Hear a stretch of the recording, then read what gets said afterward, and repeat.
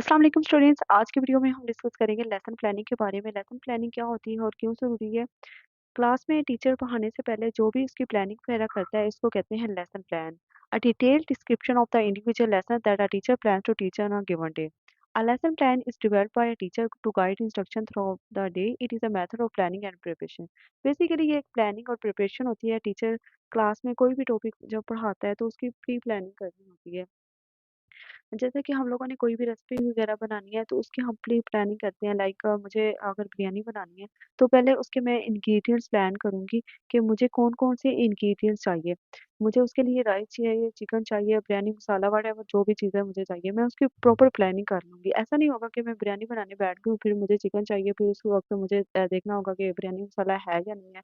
तो इसी तरह से जब क्लास में टीचर पढ़ाने से पहले अपनी लेसन प्लानिंग कंप्लीट करेगा तो उसका जो होता है ना, वो कॉन्सेप्ट जो बच्चे होते हैं ना, वो इज़िली अडॉप्ट कर लेते हैं। इसमें क्या होता है कि लेसन प्लानिंग में टीचर देखता है कि मैंने पढ़ाने के लिए कौन-सा मेथड ऑफ टीचिंग यूज़ करना है और मुझे कौन-कौन से मटीरियल रिक्वायर्ड है, जो मुझे उस वक़्त चाहिए होगा जब मैंने प्लांट टॉपिक पढ़ाना है। अगर टीचर ने कॉन्सेप्ट देना है बच्चों को पार्ट्स ऑफ प्लांट के बारे में, तो उसमें क्या होगा कि टीचर पहले या तो एक प्लांट वगैरह ले आएगा या उसमें ये भी हो सकता है कि टीचर एक पार्ट्स ऑफ प्लांट जो है एक चार्ट वगैरह पे बना देगा, तो वो बच्चों को प्रेज़ेंट करेगा। इस तरह से क्या होता है कि बच्चे भी इज़िली वो कॉन्सेप्ट जो होते हैं वो ग्रैब कर लेते हैं और उनकी जो मोटिवेशन लेवल होता है वो इंक्रीज़ हो जाता है। नेक्स्ट है components of lesson plan.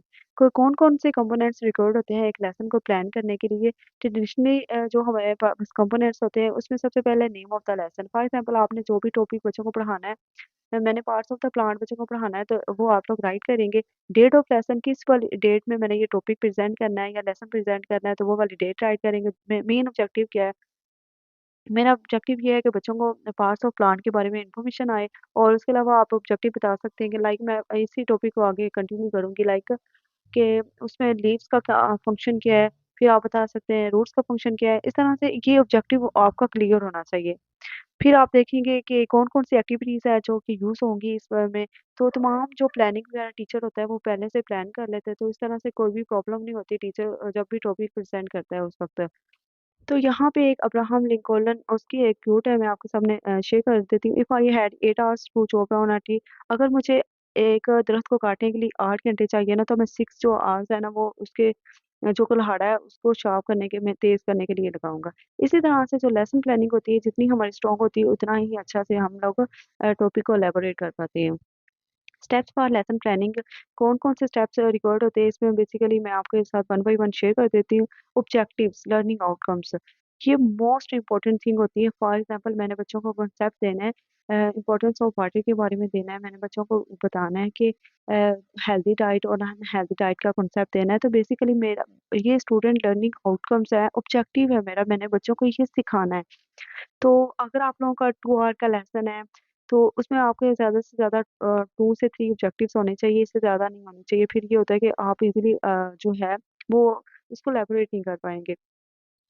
ABS या audio visual aids, power point presentation, आपने जो भी टॉपिक प्रेज़ेंट करना है आपने कौन-सा मेथड यूज़ करना है? एवीएट्स कौन-कौन से यूज़ करने हैं? Whether you have to use a PowerPoint presentation, जैसे कि मैं अभी आप लोगों के सामने पावर पॉइंट प्रेज़ेंटेशन के थ्रू आप लोगों के सामने ये टॉपिक प्रेज़ेंट कर दी कि आपने क्लास में पढ़ाना है तो टेक्स्ट बुक आपको चाहिए होगी, फिर आपको कौन-कौन से फ्लैश कार्ड, चार्ट्स वगैरह आप जैसे कि आपने पार्ट्स ऑफ प्लांट बच्चों को इलैबोरेट करना है, तो उसमें क्या होता है कि आप बच्चों को एक प्लांट भी दिखा सकते हैं, उसमें आप बताएँगे कि इसमें कौन-सी लीव्स कौन से हैं, इसमें स्टेम कौन-सा है, इसमें रूट्स कौन-सी है, तो इस तरह से क्या होता है कि बच्चा बहुत अच्छे से लर्न करता है।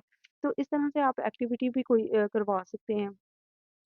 तो यहाँ पे हमारे पास जो ऑब्जेक्टिव है वो डिसाइड हो चुका है, फिर हमने एवीएट डिसाइड कर लिया कि मैंने कौन-कौन से एवीएट यूज़ करने हैं, मेथड अब मैंने अडॉप्ट करना है कि मैंने पढ़ाते हुए कौन-सा लेक्चर मेथड यूज़ करना है। लेक्चर मेथड में क्या होता है, ट्रेडिशनल टीचिंग मेथड होता है जिसमें जो टीचर होता है वो क्लास में टॉपिक को प्रेज़ेंट करता है, व्हाइट बोर्ड पर राइट करते हैं और स्टूडेंट्स जो होते हैं वो पैसिवली इसमें इन्वॉल्व होते हैं यूज़ करना। एक्टिविटी मेथड में क्या होता है कि बच्चे खुद इन्वॉल्व होते हैं। अगर टीचर ने कॉन्सेप्ट देना है लाइक हेल्दी डाइट के बारे में तो बच्चे उसके बारे में कोई फ्रूट्स, वेजिटेबल फ्रूट्स वगैरह टीचर कह सकती है बच्चों को कि फ्रूट्स वगैरह लेके आएँ या अनहेल्दी के बारे में देना है तो उसमें वो भी लेज़ वगैरह जो भी चीज़ें वगैरह जंक फूड होता है वो उसमें इंक्लूड कर सकती हैं। तो इस तरह से वो बच्चा क्या होता है वो इज़िली जो होता है एक कॉन्सेप्ट को ग्रैब कर लेता है।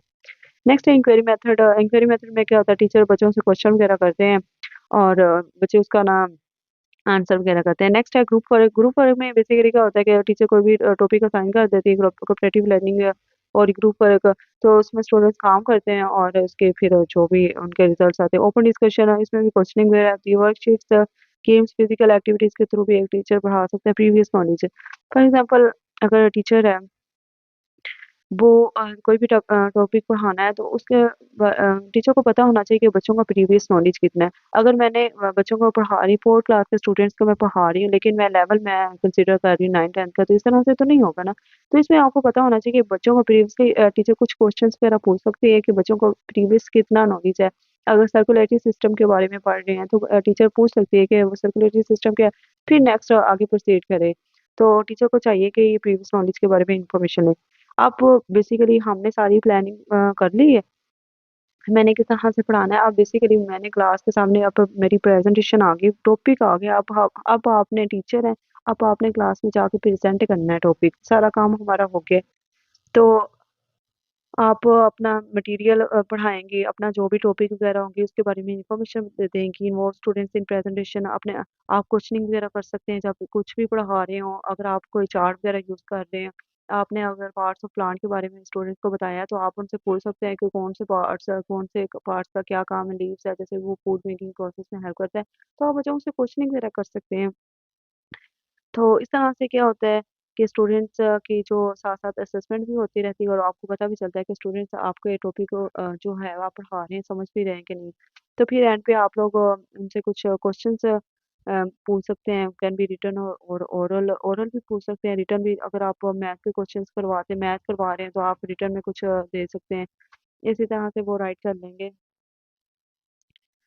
तो इस तरह से आप होमवर्क देंगे जो भी आपने टॉपिक पढ़ाया है। अगर मैंने पढ़ाया बच्चों को पार्ट्स ऑफ प्लांट के बारे में तो आप ये देख सकते हैं कि पार्ट्स ऑफ प्लांट उसके फंक्शंस वगैरह और जो डायग्राम है वो अपने होमवर्क पे राइट करके आएँ। तो इस तरह से क्या होता है कि बच्चा जो है वो अच्छे से टॉपिक को जो अंडरस्टैंड करता है और उसका जो भी हम लर्निंग चाह रहे होते हैं उसकी अच्छी तरह से हो जाती है। बेनिफिट्स ऑफ लेसन प्लानिंग क्या होते हैं? एक तो ये होता है कि ऐसा नहीं होता है कि मैं क्लास में गई हूँ और मुझे पता ही ना हो मेरा टॉपिक क्या है और मैं हैरान हो गई कि अब ये उसमें कोई भी प्रॉब्लम हो सकती है, कुछ आपको वर्ड्स मीनिंग ना पता हो या किसी भी चीज़ का कॉन्सेप्ट ना पता हो, तो स्टूडेंट्स उससे पूछ आपसे पूछे और आपको पता ही ना हो, तो इस तरह से ये प्रॉब्लम वगैरह आ सकती है। तो अगर आप प्रिपेयर होंगे पहले से तो आपको इस तरह से जो सिचुएशन है वो फेस करनी नहीं पड़ेगी। स्टे ऑन ट्रैक ऐसा होता है जब भी हम लोग अपना लेक्चर वगैरह प्रिपेयर किया होता है ना हमने, तो हम ना टू द पॉइंट बात करते हैं, टू द पॉइंट टॉपिक के अंदर ही रहते हैं। लेकिन जब हमने टॉपिक वगैरह प्रिपेयर नहीं किया होता, हमारी प्रॉपर प्लानिंग बेसिकली नहीं होती, तो फिर क्या होता है हम इधर-उधर की छोड़ने लग जाते हैं एज़ अ टीचर। तो इस तरह से नहीं होना चाहिए। हम ऑब्जेक्टिव ईज़िली जो है अपना अचीव कर लेते थे जब हमने लेसन प्लानिंग की होती है। Useful for substitute teacher for example अगर आप लोग छुट्टी पे हैं तो कोई दूसरा टीचर आता है तो आपने जो भी काम वगैरह अपना होता है आपने करवाना होता है, लाइक मैथ के क्वेश्चंस करवाने, तो दूसरे टीचर के लिए हेल्पफुल होता है कि वो वहाँ से राइट कर सकते हैं और ईज़िली अंडरस्टैंड कर लेते हैं। कैन बी रीसाइक्ल्ड मैंने एक दफ़ा लेसन प्लान बनाया है, तो नेक्स्ट ईयर मैं सेम वही यूज़ कर सकती हूँ। Students stay motivated and well behaved इस तरह से क्या होता है स्टूडेंट्स को भी अच्छी तरह से वो जो हमारा कांसेप्ट होता है वो ग्रैब कर लेते हैं और भी उनमें मोटिवेशन जो होती है वो इंक्रीज हो जाती है। कौन-कौन सी प्रॉब्लम्स फेस करना पड़ती है जब हम लोग लेसन प्लानिंग नहीं करते? तो aimless wandering failure to achieve objectives हम जो बेसिकली हमारा ऑब्जेक्टिव होता है वो हमें गेट नहीं कर सकते। मटेरियल्स नॉट अवेलेबल मैंने फॉर एग्जांपल अगर अपनी लेसन प्लानिंग नहीं की हुई था पार्ट्स ऑफ प्लांट्स के बारे में बच्चों को कंसेप्ट देना था और मैंने उसका चार्ट किया मैं प्लांट वगैरह नहीं लेके आई तो बच्चों को वैसे बता रहा है तो हो सकता है कि बच्चा वो चीज़ समझ समझ ही ना सके जो चीज़ बच्चा देख के ज़्यादा अच्छी तरह से समझ सकता था। तो मैं चाहूँगी मुझे अब प्लांट चाहिए तो वो अवेलेबल ना हो, तो इस तरह से ये प्रॉब्लम्स वगैरह फेस करनी पड़ सकती है। नो कनेक्शन विद बिफोर और आफ्टर तो ये होता है कि हमारा कोई कनेक्शन नहीं डेवलप हो सकता क्लास में, उतनी अच्छी तरह से हम बच्चों को एलैबोरेट नहीं कर पाते। Students are bored and misbehaved तो स्टूडेंट सम टाइम बोर हो जाते हैं जब हम लोग ओनली लेक्चर मेथड यूज़ करते हैं या हमारा जो भी हम बच्चों को एंगेज नहीं प्रॉपर्ली कर पाते हैं weaker students are left further back और जो वीक स्टूडेंट जो होते हैं ना हमारे इंटेलिजेंट स्टूडेंट वो तो जैसे तैसे करके अंडरस्टैंड कर ही लेते हैं लेकिन जो वीक स्टूडेंट्स होते हैं उनके लिए हमें डिफरेंट स्ट्रेटजीज रिक्वायर्ड होती है तो वो हमारे पीछे ही रह जाते हैं तो हमारा जो एम होता है वो हम ना अचीव नहीं कर पाते तो इस तरह से ये थी हमारी आज की वीडियो। अगर अच्छी लगे तो वीडियो को लाइक कीजिएगा। इसके अलावा आप लोगों को किसी भी टॉपिक एजुकेशन के हवाले से या कंप्यूटर साइंस के हवाले से किसी भी टॉपिक के बारे में आपको इन्फॉर्मेशन चाहिए तो आप लोग मुझे कमेंट बॉक्स में एक कमेंट कर दीजिएगा, तो मैं आप लोगों के साथ शेयर कर दूँगी।